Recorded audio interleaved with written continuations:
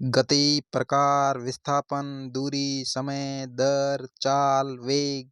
नमस्कार साथियों, बायो गुरुजी बीएचडी में आपका हार्दिक स्वागत है। आज अपन शुरू करते हैं 8वां चैप्टर विज्ञान क्लास 9th एनसीईआरटी का गति यानी कि मोशन। किसी वस्तु की स्थिति में परिवर्तन ही गति कहलाता है। किसी वस्तु की स्थिति को बताने के लिए एक निर्देश बिंदु की आवश्यकता होती है जिसे मूल बिंदु कहा जाता है। यानी कि जिस गति होती है उस गति को बताने के लिए मूल बिंदु की आवश्यकता होती है। जैसे कि गति को अगर ग्राफ से दर्शाया जाए, गति है जो समय के सापेक्ष होती है। समय यानी कि टी, समय के सापेक्ष जब स्थिति में परिवर्तन होता है वही गति कहलाती है। जिस प्रकार अगर इसका मूल बिंदु जीरो है, जीरो से वो कुछ टाइम बाद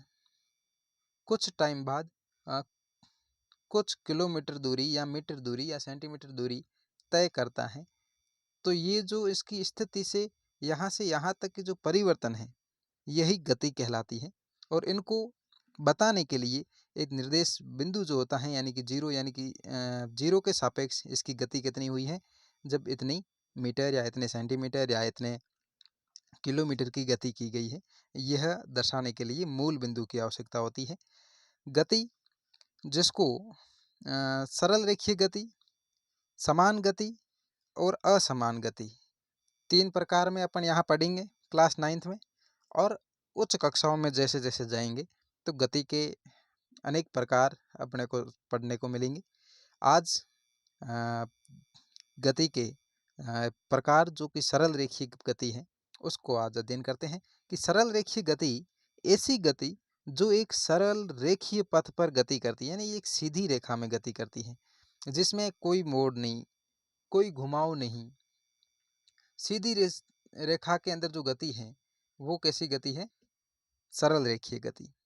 जैसे एग्जाम्पल में कोई जीरो से यानी जीरो पे ओ है, यहाँ से कोई वस्तु ओ बिंदु से चलकर ए तक जाती है और ए से वापस चलकर सी तक आती है, तो इसकी गति में एक कैसी गति है? सरल रेखीय गति, यानी कि सीधा डायरेक्ट आ रहा है, किसी प्रकार का कोई घुमाव नहीं है। इस प्रकार इनका जो निर्देश बिंदु जो है वो जीरो माना गया है। जैसे कि यहाँ देखो, ये जो जीरो है, ये जीरो क्या है? इनका निर्देश बिंदु है। और ओ क्या है? इसकी सापेक्ष स्थिति है। ओ के सापेक्ष ए गति करेगा, बिंदु ए तक कोई वस्तु गति करेगा और ए से वापस बी सी ऐसे होते हुए जीरो तक गति करेगा। ठीक है। जैसे ओ से ए की दूरी, ओ से ए की दूरी कितनी है? ओ से ए यानी कि 90 किलोमीटर। और ओ ए से सी की दूरी कितनी है? ओ से सी की दूरी 19 माइनस 40 यानी कि 50 किलोमीटर। तो ये यही समझाया गया है कि अब इनकी कुल दूरी अगर ज्ञात करनी है तो ओ से ए प्लस ए से सी की दूरी, ये इनकी कुल दूरी आएगी। ओ ए सी इनकी कुल दूरी होगी। कितनी होगी कुल दूरी? यानी कि 90 से वापस 50 प्लस करेंगे तो 140 किलोमीटर जो है वो इनकी कुल दूरी तय की है किसी वस्तु ने या किसी पिंड ने। ठीक है। किसी वस्तु की दूरी को निर्धारित करने के लिए केवल अंकीय मान की आवश्यकता होती है, न कि गति की दिशा की। यानी कि किसी भी दूरी को अगर ज्ञात करना है, सिर्फ दूरी ही देखनी है अपने को, कितनी दूरी तय की, तो इसको देखने के लिए सिर्फ अंकीय मान की, यानी कि 0 से 9 तक जो ये अंक है, यही अंक आगे क्रम से संख्याएं बनाती हैं और इन्हीं अंकीय मान की आवश्यकता होती है, लेकिन दिशा की आवश्यकता नहीं होती है। इसीलिए जो दूरी है इस दूरी को अदिश राशि है। अदिश राशि यानी कि नाम से ही, ये अपने नाम से ही मशहूर है कि अदिश यानी अ का मतलब नहीं, अदिश यानी कि दिशा, जिसमें दिशा नहीं होती है वो अदिश राशि होती है। और दूरी में दूरी तय करने के लिए कोई दिशा की आवश्यकता नहीं होती है। वस्तु की प्रारंभिक स्थिति ओ और अंतिम स्थिति सी के बीच न्यूनतम दूरी को विस्थापन कहा जाता है। यानी कि एक कोई पिंड अभी चला था जो ओ से चलकर ए तक गया और ए से वापस सी तक गया, तो जो ये इनकी इतनी दूरी है, दूरी कितनी होगी? ओ से ए तक प्लस ए से सी तक, ये कुल उनकी दूरी होगी। लेकिन विस्थापन करेंगे तो विस्थापन जो होता है वो प्रारंभिक स्थिति और अंतिम स्थिति की जो सीधी दूरी है वो क्या होता है इसका विस्थापन। जैसे कि विस्थापन हो जाएगा 40 किलोमीटर। ठीक है। विस्थापन शून्य हो सकता है लेकिन कभी दूरी शून्य नहीं हो सकती। विस्थापन जो है वो शून्य हो सकता है। जैसे कि किसी सर्कल है, इस सर्कल में कोई एक वस्तु यहाँ से चलना प्रारंभ करती है, यहाँ से चलते हुए वो यहाँ से होते हुए वापस ये इसी स्थान पे आती है, तो इसकी दूरी जो होती है वो इस सर्कल के बराबर हो जाएगी। लेकिन इसका जो विस्थापन होगा वो शून्य होगा, क्योंकि जिस प्रारंभिक अवस्था में इसने चलना शुरू किया था वहीं पे आकर ये वापस रुक जाता है। तो इनका जो विस्थापन होता है वो शून्य हो सकता है, लेकिन दूरी जो है वो शून्य नहीं हो सकती। ठीक है। इस प्रकार दो विभिन्न भौतिक राशियों दूरी और विस्थापन का प्रयोग वस्तु की पूरी गति प्रक्रिया को व्यक्त करने में तथा दिए गए समय में वस्तु की प्रारंभिक स्थिति के सापेक्ष अंतिम स्थिति ज्ञात करने में किया जाता है। यानी किसी भी वस्तु की जो प्रारंभिक स्थिति है उसके सापेक्ष जितनी दूरी तय करेंगे वो उसकी गति कहलाती है। प्रारंभिक स्थिति उसको उसके सापेक्ष, किसके सापेक्ष, अपन अगर गति कर रहे हैं तो किसी की सापेक्ष गति कर रहे हैं। अगर किसी शहर से दूसरे शहर जाते हैं तो पहला जो शहर है वो अपने लिए उसके सापेक्ष अपन ने गति कर रहे हैं, उस शहर से अपन लौटे हैं। तो ये जो है बिंदु जो जहाँ से प्रारंभिक स्थिति होती है वो उसके सापेक्ष अंतिम स्थिति तक जो दूरी अपन जो तय करते हैं यही गति होती है। एक समान गति यानी कि किसी वस्तु द्वारा समान समय अंतराल में समान दूरी तय करना एक समान गति कहलाती है। यानी कि कोई वस्तु है वो अगर एक ही रफ्तार में एक समान गति से वो अगर दूरी तय करती है तो एक समान गति कहलाती है। इस तरह की गति में समय अंतराल जो है छोटा होना चाहिए।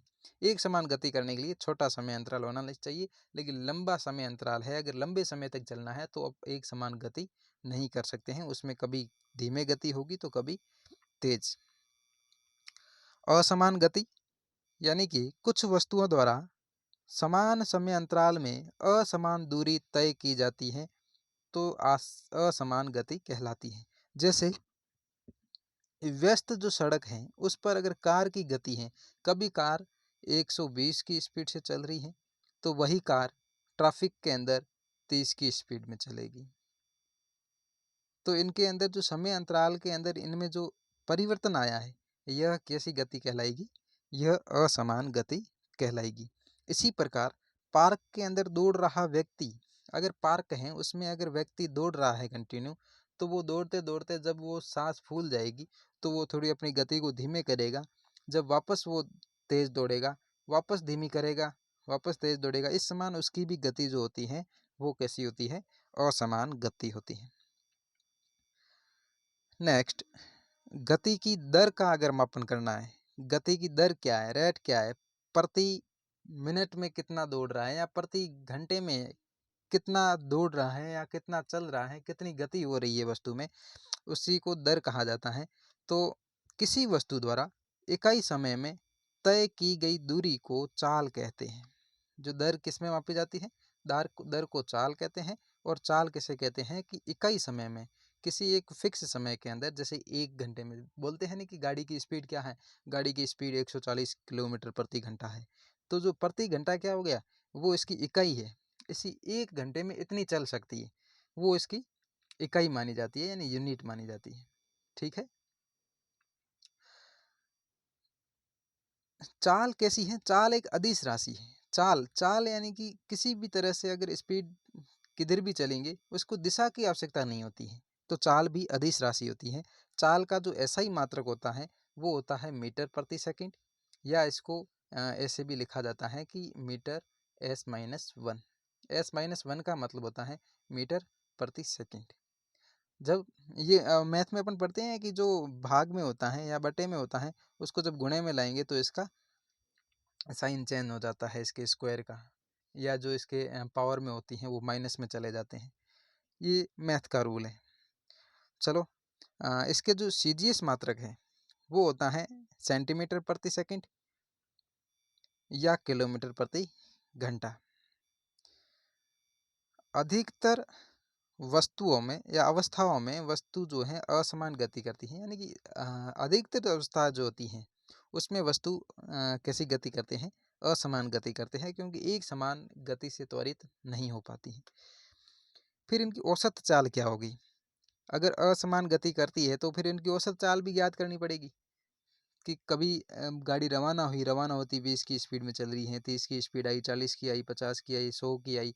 तो ऐसे जब इनकी स्पीड बढ़ती है तो 10-20 से होती हुई वो सीधी-सीधी 120-30 तक जब जाती हैं, तो इसकी गति में जो परिवर्तन हुआ है, जो कैसा हुआ है, ल हर मिनट या हर कुछ मिनट में, कुछ समय में इनके चाल में परिवर्तन हो रहा है, तो इसका औसत चाल अपन कैसे ज्ञात करेंगे, वो देखते हैं। औसत चाल यानी कि किसी भी वस्तु द्वारा तय की गई कुल दूरी, उस दूरी को तय करने में लगे समय के अनुपात को औसत चाल कहते हैं। यानी कि अपन ने माना कि कोई दूरी है, अपन ओ से ए तक दूरी अगर ज्ञात कर रहे हैं और ये दूरी कितनी है, ये दूरी है अपने मान लो 100 किलोमीटर हो गई। अपन ने चलना शुरू किया, अपन 20 की स्पीड से चल रहे थे, 30 की स्पीड से चल रहे थे, अपने को 5 घंटे लग गए यहाँ आने में। तो इसका जो औसत चाल ज्ञात करेंगे, वो कैसे ज्ञात करेंगे कि कुल दूरी कितनी थी, 100 किलोमीटर, और दूरी को तय करने में लगे समय कितना था, समय था 5 घंटे।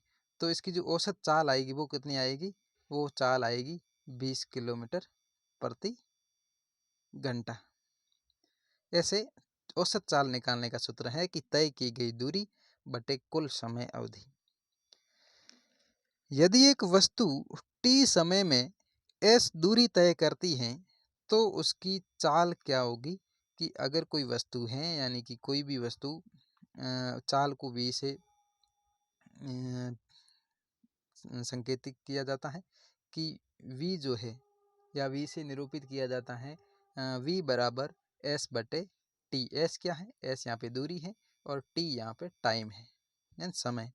यानी t समय में s दूरी तय करेंगी तो इसकी चाल होगी s बटा t, यानी कि दूरी बटे समय। वायु में ध्वनि की जो चाल है वो चाल कितनी है?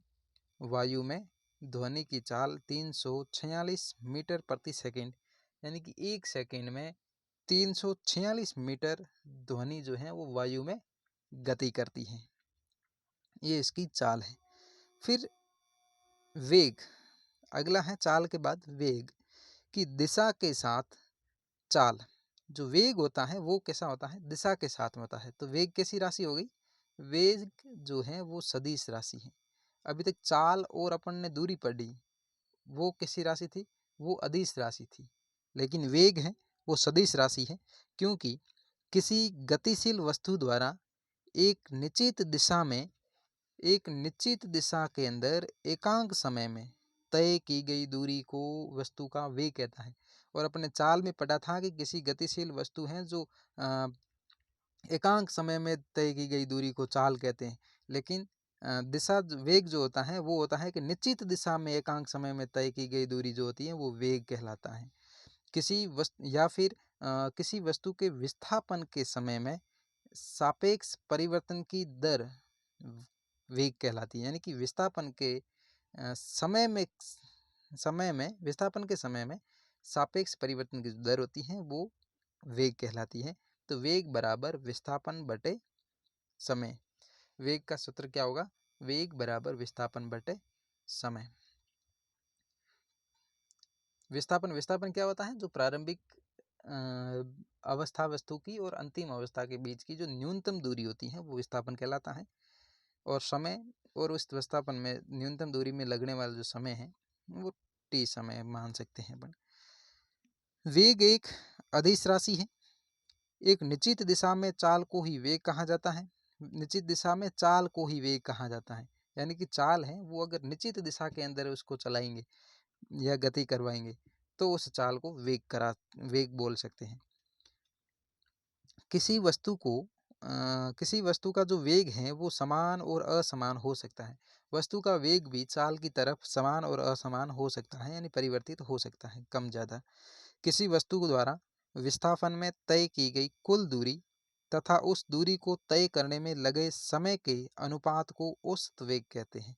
यानी कि किसी विस्थापन में तय की गई जो कुल दूरी है, उस कुल दूरी में उस दूरी को तय करने में लगे समय के अनुपात है, उसको औसत वेग कहेंगे। यदि वस्तु का वेग समान रूप से परिवर्तित हो रहा है, यानी कि समान रूप से परिवर्तित हो रहा है, यानी कि अभी चल रहा था 20 किलोमीटर प्रति मिनट में, फिर 1 घंटे बाद में वो 40 किलोमीटर प्रति घंटे चला, फिर उसके बाद में 60 किलोमीटर प्रति घंटे, यानी कि वो एक समान रूप से उसमें परिवर्तित हो रहा है। तो ऐसे तब दिए गए जो प्रारंभिक वेग और अंतिम वेग के अंक गणितीय माध्य के द्वारा औसत वेग प्राप्त किया जा सकता है। कैसे औसत वेग? औसत वेग यानी कि v एवरेज v एवरेज बराबर प्रारंभिक वेग u प्लस अंतिम वेग v बटे 2, यानी कि उसका प्रारंभिक वेग कितना था और लास्ट में अंतिम में इसका वेग कितना है, उन दोनों को जोड़ के उसका हाफ कर देते हैं या फिर भाग 2 कर देते हैं। ये इसका सूत्र है। औसत वेग का सूत्र क्या है? v एवरेज बराबर u प्लस v अपॉन 2, और वेग का सूत्र क्या था? विस्थापन बटे समय। अब देखते हैं चाल और वेग जो अपन ने पढ़ा, इन दोनों का जो मात्रक है, मात्रक दोनों का समान है। चाल और वेग का क्या मात्रक था? मीटर प्रति सेकंड या फिर किलोमीटर प्रति घंटा। एसआई मात्रक क्या है इसका? एसआई मात्रक, एसआई प्रणाली के अंदर इनका मात्रक है मीटर प्रति सेकंड, और सीजीएस में इनका मात्रक है किलोमीटर प्रति घंटा। आज के भाग में इतना ही। कल गति का दूसरा भाग आएगा, उसमें अपन लगभग इस चैप्टर को पूरा कर देंगे। धन्यवाद। जय हिंद, जय भारत।